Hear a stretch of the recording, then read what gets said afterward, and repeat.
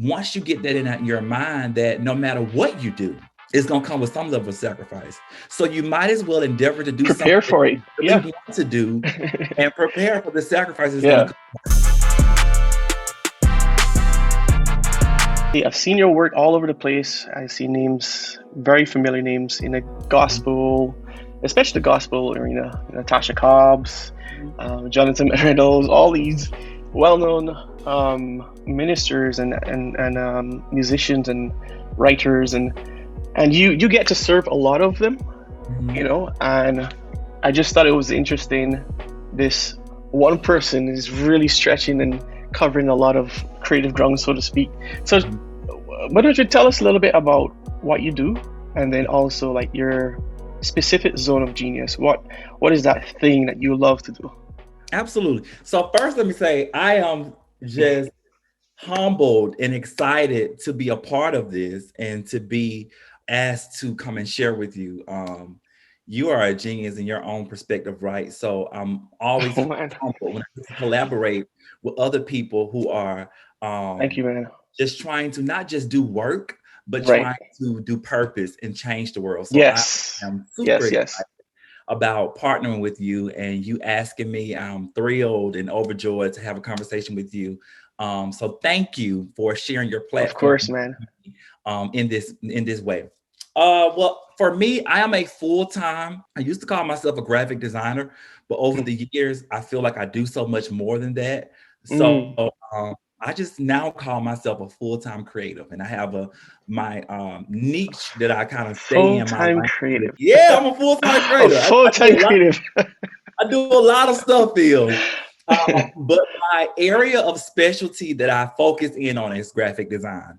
Right. So I'm currently the creative director at my church, and I have a full-time graphic design company under the umbrella of Foster, which is my own personal business, where Right. I do brand management and kind of marketing materials for various churches, industries, business, and artists. So I love to do it. It's Wow. been fun. Yeah. Um, Yeah. it's exciting. And I'm just honored that God would choose me to Yeah. carry such a huge assignment. So yeah. Wow. Wow. Do you remember like the moment that you realize, okay, this is it. This is my lane, and I'm gonna stick in it. Do you remember that moment? Like, how did I that? absolutely, you know what? It happened for me. I actually didn't go to, I have a degree in, I have a BFA in graphic design, but Okay. I originally didn't go to school for graphic design. I actually went to school for fine arts.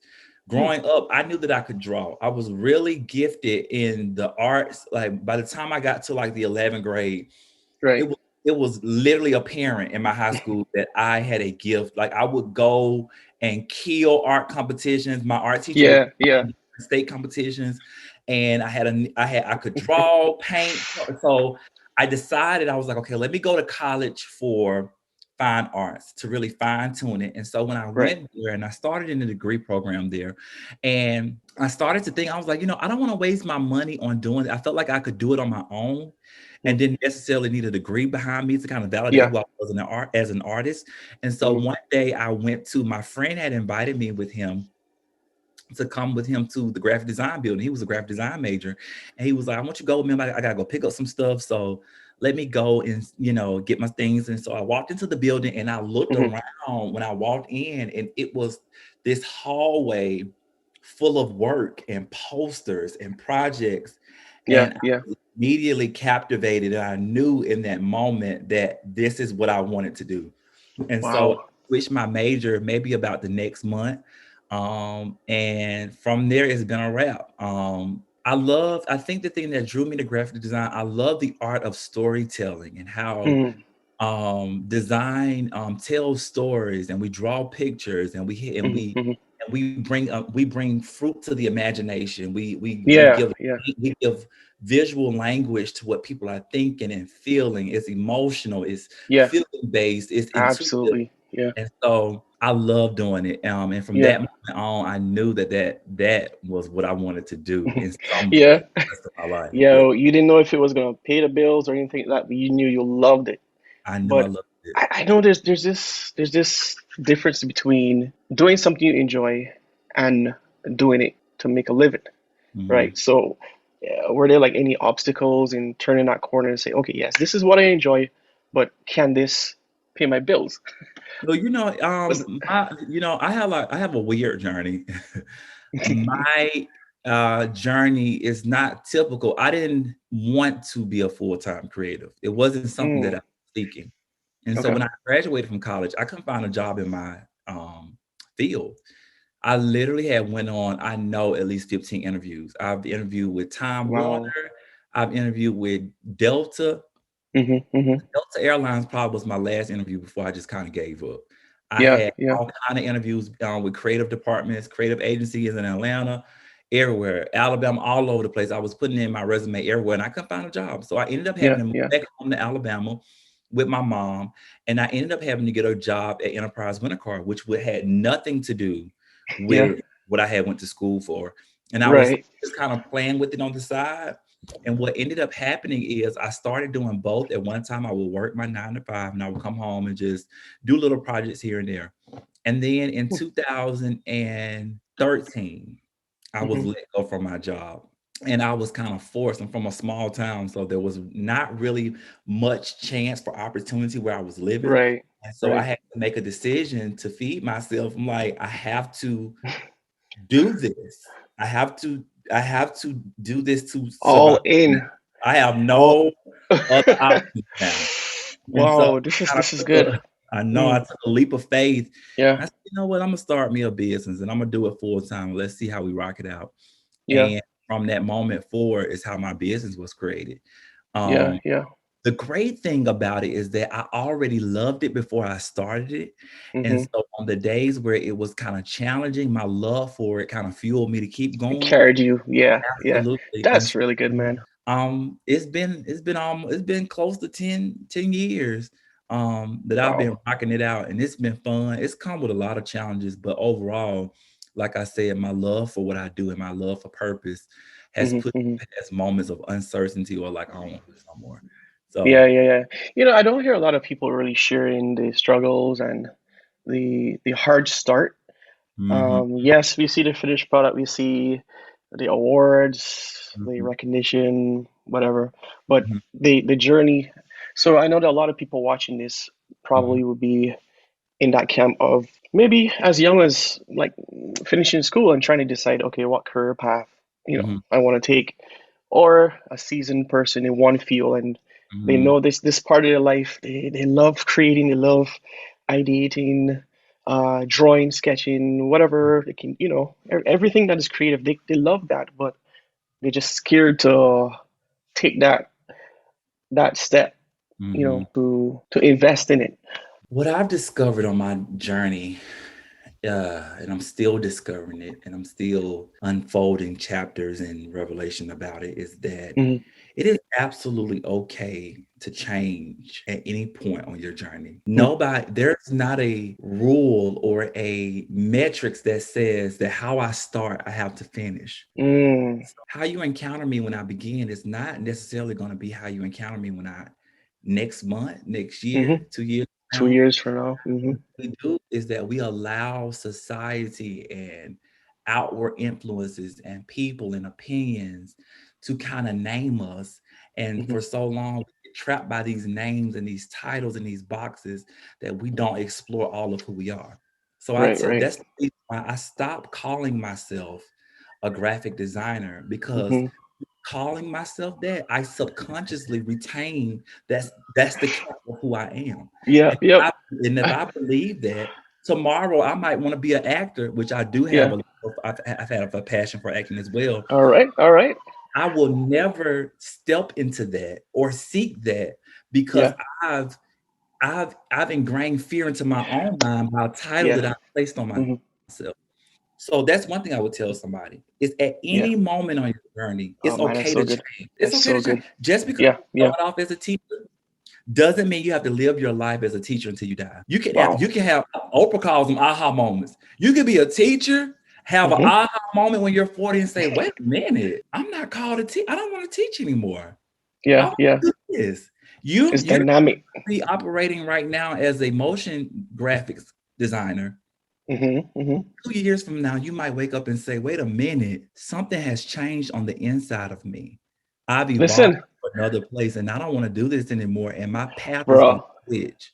And so you have to give yourself bro. grace and liberty to change. Man, well, the main fact I'm talking to you right now, like in this format, like a year ago, I had no interest in having conversations with other um artists, but this Yeah. this is something that just this is proof of that. Like a year from now, who knows? If we change, we control the temper of our lives. It is Yeah. up to everybody around us to adjust to how we move. We don't let outside forces Hmm. make us adjust to them. That's We so good. we control the temperature of what is going on in our lives. So being okay with having markers in your life and saying, I'm different now. Yeah. Something is different about me. My purpose, my the way I go about doing purpose has changed. What I'm feeling has changed. Hmm. My emotions have changed. My desires, all of that has shifted now in this season. I'm different now. So that's another thing. Another thing that I would say to people is that anything worth having comes with sacrifice. I don't care. Hmm. I don't care what you Whew, plan to do, what you bro. seek out or attempt to do. There will be some level Regardless, yes, of yes. sacrifice that you're going to have to give in order to get what you want. It's not going to come easy. Nothing is given. Yep. Everything is worked hard for. Once you get that in your mind, that no matter what you do, it's going to come with some level of sacrifice. So you might as well endeavor to do something Prepare that for you it. really Yeah. want to do and prepare for the sacrifice that's going to Yeah. come. I would rather sacrifice something that I really want to do than stay Yeah. stagnant in a place and make sacrifices for something that I don't have no Oh interest. man, man, you just laid it out, bro. Yeah. That makes so much sense. Absolutely. Yeah. And so I'm saying it now, it's flowing easily now, but it's a Yeah. constant reminder that I have to tell myself daily. I Mm. have moments and another thing, I don't think we ever arrive on our journey. It's Yeah. always a steady process. Going. I Yeah. still have to constantly remind myself and constantly remind myself of why I do it and reanalyzing my life to encourage myself to keep going because it's not easy. The world, Hmm. this world isn't easy. What's going on is not, it's not easy. Everything is hard. It's a lot. And It so is. It is. there's a process that I still have to go through daily, reminding myself, why I started, why am I doing it to keep me grounded along my journey. I get to work with a lot of teams, and one thing I've realized that is common, big, small clients, it doesn't matter.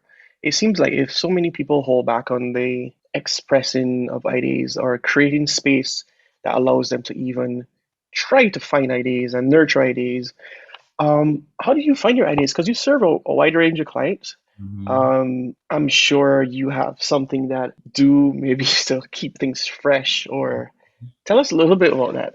I think that inspiration comes in two different ways. Sometimes you have to go look for it, and I think sometimes you just have to become aware. I Hmm. think that sometimes it's always around us, we're just not aware of it. And I think that what I've tried to endeavor to do with my life is just to become more aware of what's around me. Um, Mm, and the more aware that I've become in my life, I've noticed that everywhere I go, inspiration is just screaming at me. It's just being still and quiet enough and having the intentionality to look and to soak it in. So now yeah, I'm trying to endeavor to be more present when I go places in the mall and when I'm in yeah. stores or when I'm looking. I was shopping for my mom a gift. My mom loves books. So I had went Mm. to Books a Million to look for her some Mother's Day gifts. And Oh, that's a gold mine, bro. I walked in, I said, "Oh my God." And I started looking at the shelves. I was like, inspiration is just everywhere. It's everywhere. I just have to stop and see, even when walking in the mall, if you just, I literally stopped and said, Mm. let me change my perspective walking now. I'm not walking just to find what I'm looking for. Let me soak in what's around Yeah, me. yeah, And I noticed yeah, that the more I started to look and I started to take in, I started seeing inspiration everywhere in yeah, windows, yeah, even driving on billboards and menus yeah, and restaurants and all, it's everywhere. yeah. So one thing that I do is I become aware and I look at everything. I've started taking pictures of things that I see that make Hmm. me feel good. And Yeah, so I have a reference point back in my phone to say, let me go look and see what I've seen that I love, pull from the things that I love and see how I can implement it into my own work. Other times, I have to go and find it. I have to go and Okay. research it, right? So, like, if I'm working on something, they have a concept and an idea, I go research what are other people saying about this? How have other people um, displayed this visually? And let me see Right. how I can display it in a way that hasn't been done or in a unique way with my own personal aesthetic. So I think it's twofold. It's either you have to go find it Yeah. out and research, or you just have to become aware of what's around you and Love soak that. in what's already there. So it's been fun. Sometimes the research and the awareness takes a little bit more work than just standing. Yeah. It does sometimes it does take time, but Right. those Right. are the two ways that I've actually had to make a conscious decision to kind of be inspired, especially when Yeah. it's Yeah. that when you don't feel it at all, or when Yeah. That's a you ain't fun. That's fun you stuff, man. I give you a project and you don't, it ain't then come, you be like, what? You have to literally find something. So yeah, it's challenging, but And it becomes those a are the things. lifestyle. It becomes not something to wear, put on, and take off like a hat. But Yeah. I've found personally, it just comes second nature when you start doing it over and over, and just embrace it, let it consume your days. Like, Mhm. that's pretty good, man. I love that. Yep. That's something I've been consistently hearing too. So wow, there's something in there. Now we've worked together in the past on a few projects. Mhm. Now, motion graphics, graphic design, they're very similar. One Mhm. just moves, the other doesn't, but they're both based on solid design. So, Mhm. can you tell me, and I'm trying to remember projects we worked on, but why did you even think to reach out for help for motion? Well, we worked on a lot of stuff, Phil. Wow. You did like the All Nations Oh, yeah, lyric even, videos for the record. And you did, um, yep, yeah, you did those. And then we connected again. You did some stuff for Belong. You did like the motion graphics for like our hmm um vision and mission statement. And you even did some stuff we were in the middle of a sermon series. My pastor was talking about heart attack, and you did some motion graphics yes, yes, for yes. that as well. So So, absolutely. well, that's a wide range, and Yeah. you're trying to you're bringing me back some things I actually forgot, like the lyric videos with Chandler, who I thought was your brother, like literally, Yeah. because Yeah. I met you through him. He shared your Absolutely. number, Connected us. and I said, okay, what's the relation? And he said you're his brother. So in my phone, it's funny. I put Justin Chandler's brother. I'm so weak. I was like, but even for those lyric videos, like lyric support and visuals for screens, Yeah. why did you think motion? Tell me a little bit what you were thinking back then. Like, why was motion important to have? So like what we said previously, Phil, what we do, it's more than just flyers, and it's Hmm, more than just motion graphics. yeah. We literally have the responsibility. We tell stories. We bring life to Hmm. vision. And so the reason we pulled you in on certain projects, because I knew from my vantage point, with my just own personal genius of just doing flat design, that I didn't have Yeah. the power within myself to fully bring full life to the vision that we Hmm. had. We needed another layer to add Hmm. on top of what we were already doing to bring much more life to what we were doing. And what you Yeah. did through your genius and through your expertise is that you helped us create this story even further beyond what we were already telling through the Hmm. gift of motion graphics. And so whenever we're doing something, and I'm thinking, how can we tell this story in a greater way? Yeah. Yeah. I always think to include you because your gift allows us the capability to communicate effectively Ah, man, in a thank you, bro. deep Well, way. So that absolutely, that's yeah, why we yeah, yeah, included you. yeah. It's bigger. It's bigger than me or any motion designer, Yeah. for that matter. Is I like how you frame that. Mhm. Um, it's all to support this one vision. Yeah. Um, in the context of storytelling, which is Um, people throw that word around really loosely, but it's absolutely. And really I think we have to get past, I want to say this, we have to get past feeling like these particular areas are expenses. They're not mm, expenses. Me, Oh. a church, a ministry, a business reaching out to you to do a motion graphic is Mhm. not an expense, it's an investment because you are helping them further their Wow. vision Yeah. and expressing their Yeah. story. And Yeah. I think that once we change, I think the pandemic really put us creatives in a different light because at one Mhm. point we were looked at as, oh, they're the afterthought. We'll talk to them after we're Mhm. finished with everything else. Mhm. But the Mhm. pandemic showed that we're leading this thing. Like we are the ones, we are the engine behind what is going on. You know what I'm saying? And I think it returned honor to Right. us. Yeah. Absolutely. It put us back in a place of honor because Hmm. for so long we had been sacrificing and coming up with these amazing ideas and we weren't really looked at how we were supposed to be looked at. So I think it kind Hmm. of put us back into the light that we're not expenses. All of what we do is an investment. You need us. We help push vision further. We help express imagination. We bring Yep. language to what you would not even have the capacity to tell without our storytelling capability. Oof. So that is why Somebody give this guy a mic. no. So that is why your artistry is needed because it helps tell stories Yeah. in a greater way. For instance, the reason I got you to do the motion graphic with our vision at our church is we have been trying to push the vision to the members and to people that were coming. Mhm. And we were rehearsing it, we were saying it. You know, we were saying it in the pre-show, post-show. We were saying it on the live. We were saying, but it's something about sitting in a room and not only just hearing it, but taking it in.